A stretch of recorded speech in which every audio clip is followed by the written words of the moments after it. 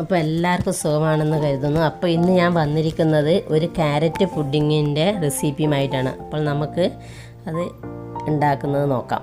അപ്പോൾ അതിന് വേണ്ടുന്നത് 2 ക്യാരറ്റ്, 1/2 ലിറ്റർ പാല്, 8 ഗ്രാം ചൈന ഗ്രാസ്, ഇത്രയും സാധനം വേണം. അപ്പോൾ ഞാൻ ചെറിയ ക്യാരറ്റ് ആയതുകൊണ്ട് ഒരു 3 ക്യാരറ്റ് എടുത്തിട്ടുണ്ട്. വലുതാണെങ്കിൽ 2 മതി.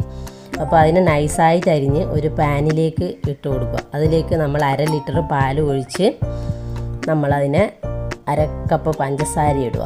ആവശ്യത്തിന് ഇടുക. അത് മധുരം കുറച്ച് ഏലക്കാപ്പൊടി ഇട്ട് ഒന്ന് ഇളക്കി കൊടുത്ത് വേവിച്ചെടുക്കണം. അപ്പോൾ ഒരടപ്പ് വെച്ച് വേവിച്ചെടുക്കുക. തിളക്കാറാകുമ്പോൾ അടപ്പെടുത്ത് മാറ്റി വെക്കണം, കാരണം പാലായതുകൊണ്ട് തിളച്ച് പുറത്തേക്ക് പോകും. അപ്പോൾ ഏകദേശം എൻ്റെ വെന്ത് വന്നിട്ടുണ്ട്. അപ്പോൾ അങ്ങനെ നമ്മൾ ഞെക്കി നോക്കുക, കോരിയിട്ട് വെന്തിനെങ്കിൽ നമുക്കത് അതിലേക്ക് കുറച്ച് കണ്ടൻസ്ഡ് മിൽക്ക് ആഡ് ചെയ്യുക.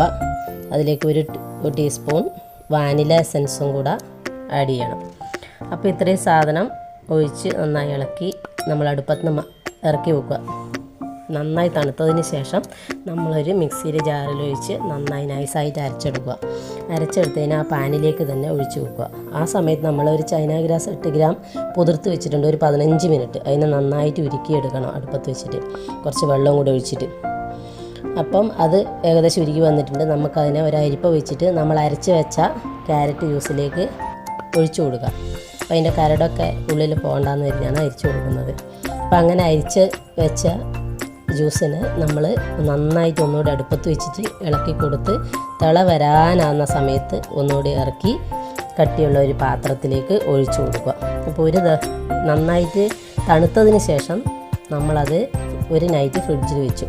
അപ്പം അങ്ങനെ ഫ്രിഡ്ജിൽ വെച്ച് പുറത്തെടുത്തിട്ടുണ്ട്. ഏകദേശം നല്ല പാകമായിട്ടുണ്ട്. അപ്പം നമുക്കതിനെ കമിഴ്ത്തി വെച്ച് നോക്കാം എങ്ങനെയുണ്ടെന്ന്. അപ്പം നല്ല ഒരു ക്യാരറ്റ് പുഡിങ് റെഡി ആയിട്ടുണ്ട്. എല്ലാവരും ഉണ്ടാക്കി നോക്കുക. ഈ വീഡിയോ ഇഷ്ടമായ ലൈക്ക് ചെയ്യുക, ഷെയർ ചെയ്യുക, ബെൽ ബട്ടൺ ക്ലിക്ക് ചെയ്യുക. അടുത്ത വീഡിയോ ആയി വരുന്നവരേക്കും ഗുഡ് ബൈ.